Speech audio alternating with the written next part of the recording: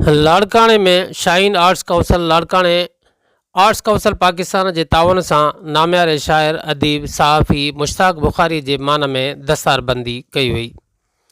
तकरीब जो आगाज़ तिलावत कलाम पाक से कयो हुयो, जैखां बाद आयल मोअज़्ज़ज़ मेहमानन पारा मुश्ताक बुखारी के सिंध की सकाफ़त पग जा वर ॾेई मोहब्बत जो इज़हार करे वाधायूं ॾिनियूं।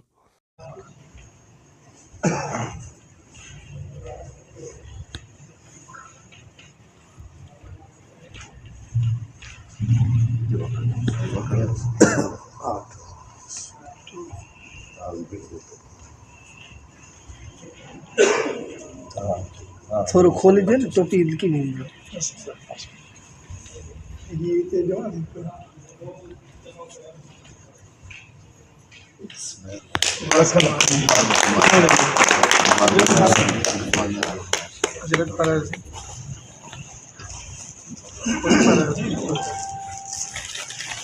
जॾहिं त पिंडाल में वेठल तमाम मुअज़्ज़ज़ीन संदस के गुलन ऐं नोटन जा हार पराए सिंध जी सूखड़ी अजरक जा तोहफ़ा पेश किया। उन सां गॾोगॾु स्टेज ते वेठल महिमाननि खे पिणु सिंध जी सूखड़ी अजरक ऐं टोपी जा तोहफ़ा पेश किया विया। तक़रीब में जहांगीर अब्बासी, हनीफ़ सुहाग, मुनवर रिंद, सलीमुल्लाह जलबाणी, सहाफ़ी राइब मलाणू, मज्जू उर्फ़ सत्तार लाड़, साकी अबड़ो, मुख्तियार शेख, अदाकार गुलफाम गुलसांगी, शायर उस्ताद गुलाम शबीर समूह, रागी मैडम आपा शमसुन्निसा सोलंगी, रिटायर्ड टीओ ऐं सोशलिस्ट अख्तर पया सोलंगी ऐं ॿियनि शिरकत कई। उन मौक़े ते आयल महिमाननि सचाई न्यूज़ सां ॻाल्हाईंदे चयो त अॼोके ॾियारे ते मुश्ताक बुखारी जिन जे मान में दस्तारबंदीअ जे हवाले सां ख़ूबसूरत तक़रीब मुनक़िद करण ते असीं Shaheen arts council Larkana arts council Pakistan जा निहायत शुक्रगुज़ार आहियूं।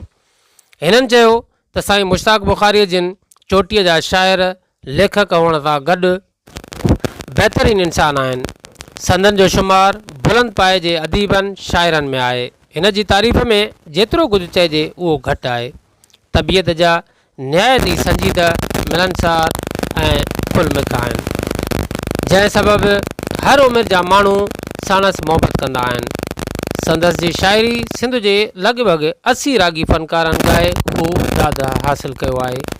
प्रोग्राम जे इख़्तिताम ते गुलूकार अल्ताफ़ समूह मशहूरु गज़ल हाय केॾो परे वियो आहे ॻायो।